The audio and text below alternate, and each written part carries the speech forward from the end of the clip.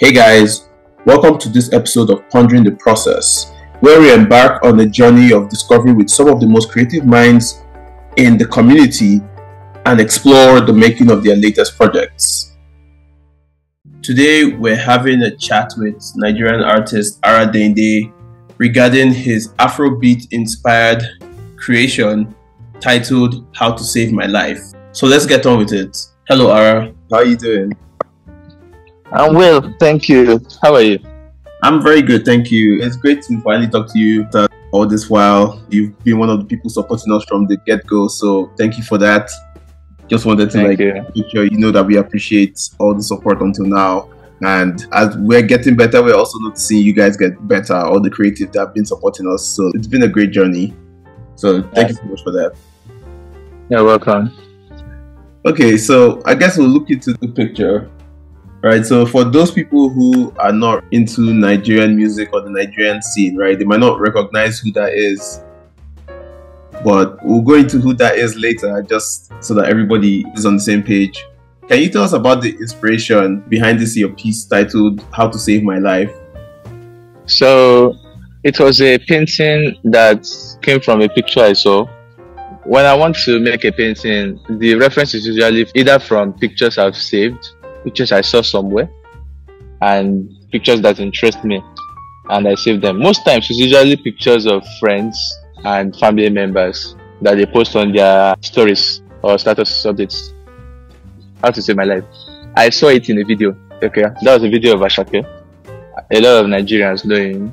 I think he has some international acclaim as well, so some people might know him overseas as well. And then I was watching a video released recently. The title of the song is Yoga. I liked the way he put the video together, he and his director, TJ Omori. I liked the colors, I liked the reference to African culture, precisely Senegalese culture, and there was also a musician whose voice was referenced in the beginning of the song. So I really liked all of that.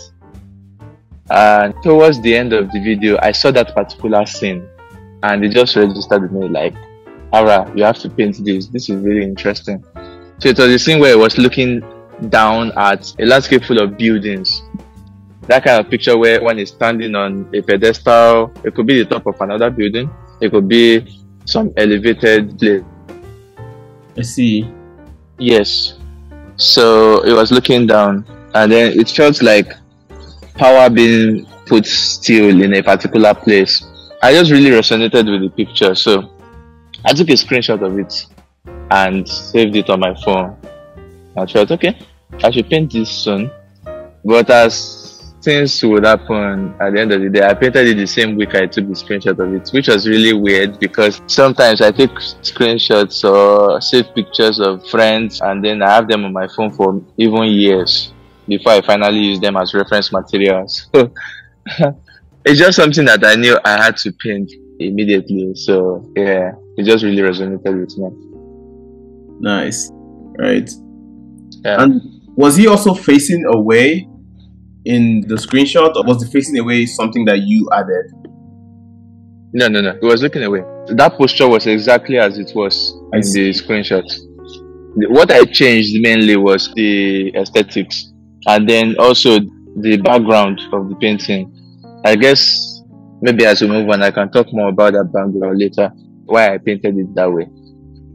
Yeah. And was there a reason you made it a circular border? Well, I just wanted to try out a circular surface. I think everything was timing. That's my first piece I'm creating on a circular surface, right? I see. So I've always wanted to try out different ways of expressing myself as an artist. Try out different surfaces and all that. So I have some cardboard here in the house, which I bought some time ago. So I decided to make a circular stretcher out of it. Like I constructed a circular stretcher with it. And then I stretched canvas on it. And it was just lying there in the studio, waiting for the right picture to be painted on it. And I had stretched that canvas just a week before I saw the video and then took the screenshot. So it was like everything happened all together. There was this circular stretcher I made a certain week, The following week, I saw this video, I saw the reference material that was perfect for the surface. And then the following week, I made the painting on that surface. So I think everything was meant to happen that way. Right? Isn't it so nice when everything just comes together? Honestly. Yeah. And then when I finished it, I was like, this is the surface that was fit for the work. If it was rectangular, it might not have captured the essence of the painting as much as it did. I really love the outcome, and I think a lot of people also do. Yeah, honestly, so I've been getting a lot of feedback. Yeah, I love it too, especially how it looks like he's like in the stars, just chilling, looking up into space. Looks like he's ready to take on anything. Yeah, exactly. There's this kind of silent power. Yes, exactly. I would be surprised if the feedback hasn't been good. Honestly, great work. We love it. Thank you. Yeah. So for the fashion choice, right, would you usually have painted this style of fashion if it wasn't a painting influenced by Asake? Not really. My fashion choices from the subjects in my paintings is usually quite spontaneous. Sometimes I paint according to a pointer to origin. For instance, there's a painting I created 2 years ago. It's titled Banuso.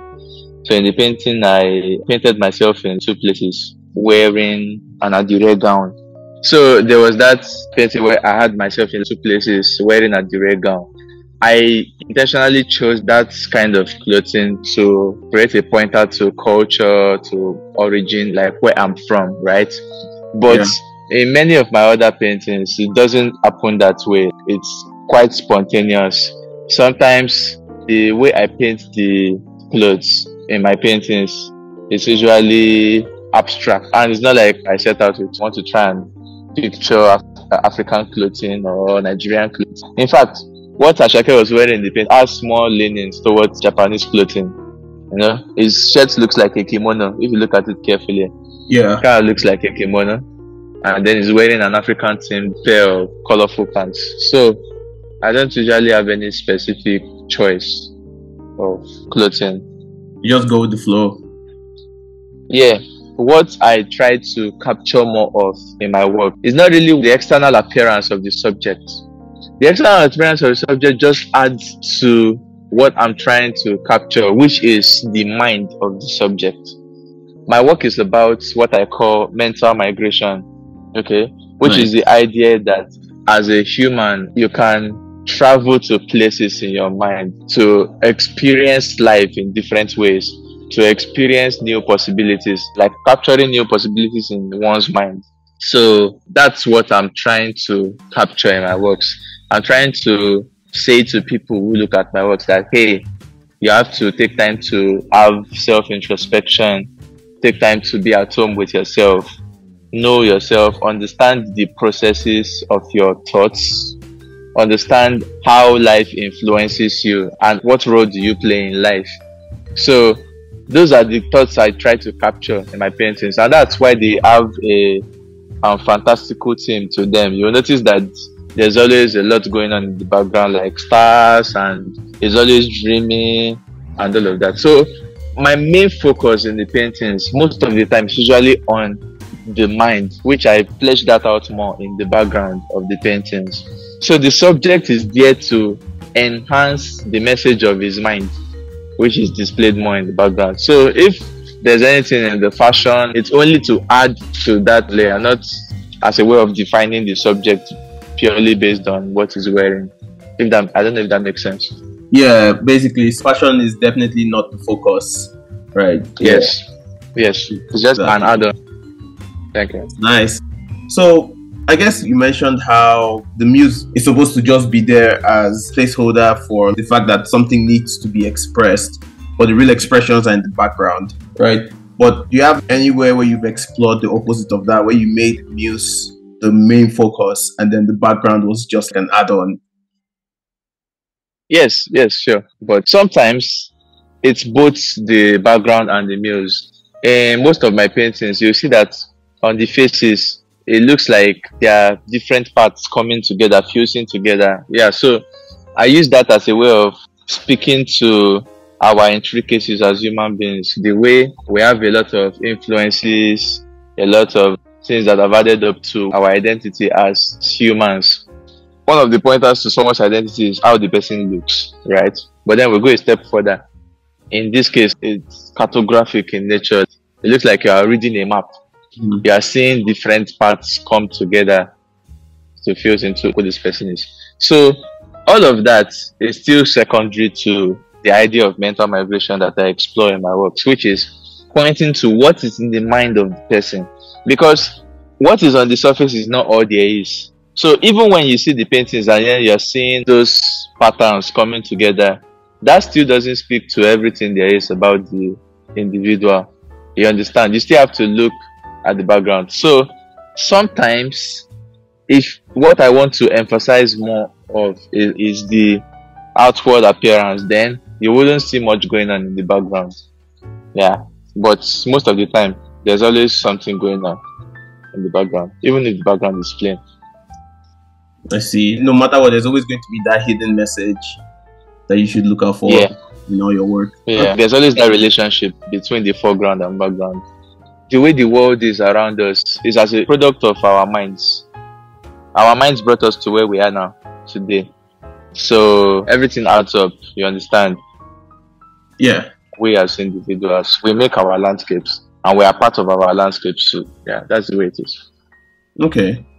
So you already mentioned how your identity has influenced your work as a creative, but can you tell us specifically how Afrobeats and music have influenced your artistic process, or if they've had a big or small influence? Well, I listen to music a lot. I love music. I listen to music while I work. So once I get into the studio, I start listening to music. And not just Afrobeats, but music of all types. Like sometimes my neighbors hear me listening to songs from Spain, from China, from wherever. And they're like, what is this person saying? We cannot hear what he's saying. But for me, music speaks to a deep part of us.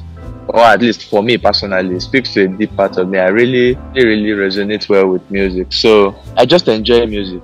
I just really enjoy music. So I can't really say I try to capture music as an influence in my work directly, but I'd say it influences my creative process indirectly. At the very least, I listen to music while I paint, so it's a very big part of my process because it helps me to also, I talked about mental migration earlier, so it helps me to take that journey into other cultures, other people. Even if I don't understand what the person is singing or saying, just enjoying the essence. And that essence does not need to be describable. It does not need to have words attached to it. So music is like that for me. I feel its essence. That's powerful. And like I said, it helps me connect with everyone and everywhere. Exactly. Music is universal. Yes. Yeah.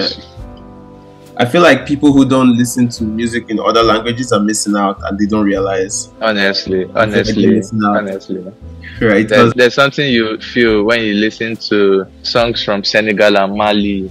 There's something different you feel when you listen to Mexican or Spanish songs, There's something you feel when you listen to songs in Hausa or Fulani. They all have different vibes to them. They all have different energies to them. Before, my musical taste used to be just in blues. I used to listen to a lot of blues and R&B's, being a romantic and all.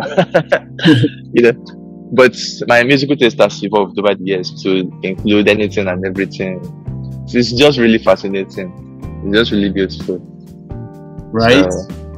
And of course, it's only natural that Afrobeats would be a key part of that now because, I'm from Nigeria. Afrobeats is championed by Nigerian artists and it's contemporary. It's the music that is happening now, playing now. So it's something I find very fascinating, very interesting.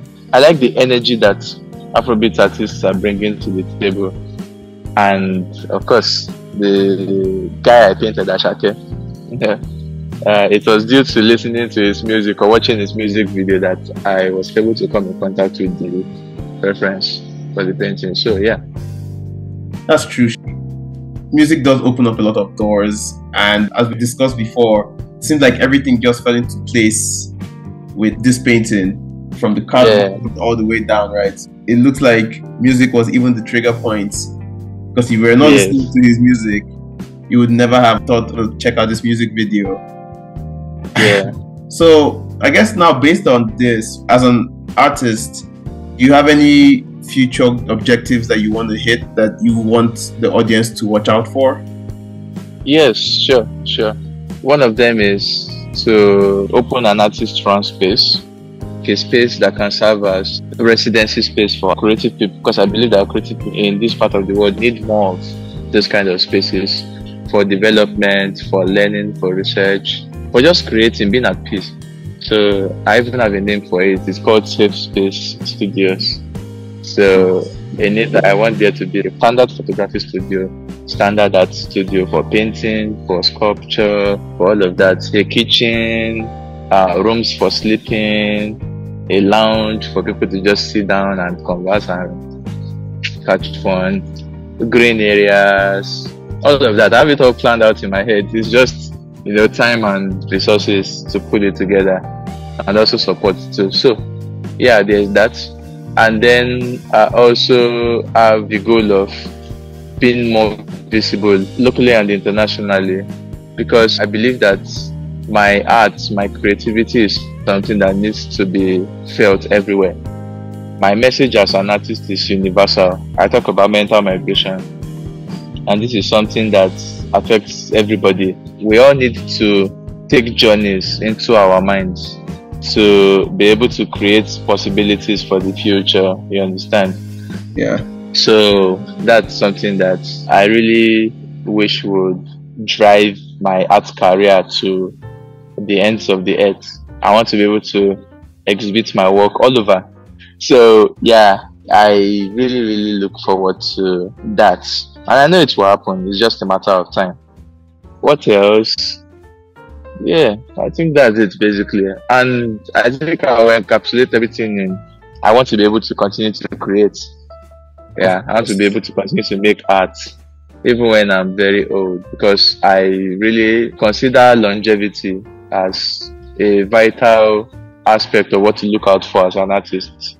There's something I always tell myself: my art career is a marathon, not a sprint. Yeah. So anytime I even feel like things are not happening fast enough, or I wish things were much better, I just remind myself that, hey, you are in this for the long haul.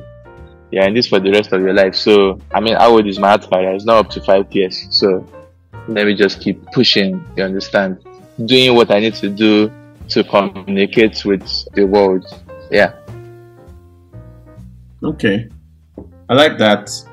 So, I like the fact that you're doing the safe space idea, where you have the different areas where people can have that time to sit down, for people to be able to focus, have all the equipment they need. Because I feel like sometimes what people do is like they don't realize that equipment makes a huge difference. Because it does. Right? If someone has a PC that does something in an hour versus someone having to do something manually by hand for 10 hours because they don't have the PC, right? That access to that one PC has changed so much. So it's it's a nice thing that you're trying to do for sure. And obviously, like anyone in the audience who's listening to this and buys into this idea, can contact us. We'll get in touch with Ara and connect you guys for anyone that wants to help him achieve this dream, because honestly, we do need more creative spaces for people. Yeah. And it's something that I had access to in my own little way. I'm a member of an arts foundation in Abeokuta, Nigeria. It's called Kuta Arts Foundation. So Kuta has really been instrumental in my career, because from January 2020 to December 2021, I was there in Kuta as a resident artist. So I had access to a network of writers and photographers and fellow creatives artists. And I also had access to a living space, studio to work in, sometimes support in terms of materials and all of that. So it was really instrumental for me, because it helped me to create free from all the lack of resources. It wasn't perfect, right? But it was needed at that point in my life, you understand? So yeah. I'm really grateful for that, and it has made me realize that it's something that I also need to do for other people as well. Because if someone has come up with a vision for it, the visioneer is Benita Nachotam. Okay. She's a master student in the US currently. She started the organization in 2017. I've been a part of the organization since then. And I've seen how important it is for artists to have such a support structure, to have a safe space where they can work, where they can be free to express themselves, especially in a place like Nigeria, where we're trying to be more outgoing with creativity. So, yeah, that's something I have in mind. Nice. So, you know what's actually good about this? What you're saying almost sounds like the physical manifestation of the Udocreatives app, because I keep on saying how us too, we're trying to build a safe space online, but yours is a safe physical space. There's that similarity that we have there, trying to both create safe spaces for creatives. Because on our side, right, what we've seen on a lot of social media platforms is for you to be seen, you almost have to become an influencer. There's this unnecessary pressure for people to be influencers, for them to be seen. Exactly. Right? Exactly. And again, everything just to fit this algorithm. And it's like, well, why can't everyone have an equal opportunity to be seen, right? So like one of the things we've done is we've created that spotlight feature that just randomly shows people. Exactly, right? So every time you refresh the page, there's a new set of people that come out. So now there's no need like, oh, I need to use this sound, or oh, I need to make my video this certain length. You don't need all that, right? In the end, you just want to share your work. You don't want to have to ponder to people just to share your work, right? It's nice when people see it, but you don't want to have to go through extra hoops of being an influencer or trying to be an influencer. In the end, it's good skills to be able to do a lot of things at once, but most people want to focus on the most important thing, which is creating, right? And everything else should be a secondary part of that, not the other way around. So that's what we're trying to do here. So that's why we even have the glances feature, which is where instead of putting an update video on your feed and making your feed too much, right? I don't know if you've ever seen those people where you go on their pages and there's just way too many of the same videos posted over and over again. It almost gets difficult to see their final work. So what we've done is we've actually exactly. What we've done is that we've actually added the glances feature, so you can post your glances in that glances tab, and works in progress and stuff. Exactly, right? And it stays there for 7 days. So your subscribers will be seeing it for 7 days. So you'll be like, okay, this was their progress last week, right? The next week, if you want to post the same video again, you can. You can even post multiple videos at once. It stays on there for 7 days, so there's no pressure for you to just keep on saying, well, no, I have to post every day. No, if you don't post in 7 days, it's still fine. Yes. Plus, we also have notifications that say it's finished work Friday, show us something, it's Whip Wednesday, things like that. So that way we're trying to make people not have to make their creativity and the actual process of creating a secondary factor, but it should be the primary thing, and then everybody should focus on what they're doing, and we would handle the safe space. And the thing about it too is that it's the same thing with yours. Since you were in a similar environment with your safe space idea, you probably wanted to ask questions a lot of times, right? And you just had access to people, like how did you paint this, how did you do this, and there was a lot of people right? So that's what discussion feature is trying to mimic. It's a whole community. You can ask anybody in the world, how do I do this? You can even go to a certain picture and you can discuss that picture. So someone can come to your picture and discuss it and say, hey, how did you paint the kimono to look like that? Right? And a lot of people are doing this journey alone, and we don't want it to be that way, because then you don't know who to ask, and then the process takes longer, because the exposure to people also helps you improve quicker, right? So that's what we're trying to do. The app itself is already live. You've seen it, and we're trying to basically make sure that everybody is good. So I don't know if you have anything to say about the app, like if there's any feature you'd like or you want us to improve on, please go ahead. I've seen the app. I've checked its features, but I'm still trying to get the hang of it, so I can't really say. Okay, we think you like the app. We've worked hard on it. We're even coming out with new features. So please try it out. Give us 5 stars. We appreciate that. I will. Thank you. All right. No, thank you very much. Do you have anything you want to share to the audience before we finish? Well, I think I'll just say individuals should do well to learn more about themselves, like self-introspection, and learn more about the world around them and how they fit into the world around them. That's a powerful message for sure. So thank you, Ara, for taking the time to talk with us about your work. And we hope to talk with you again soon. Have a great day. See ya. Bye.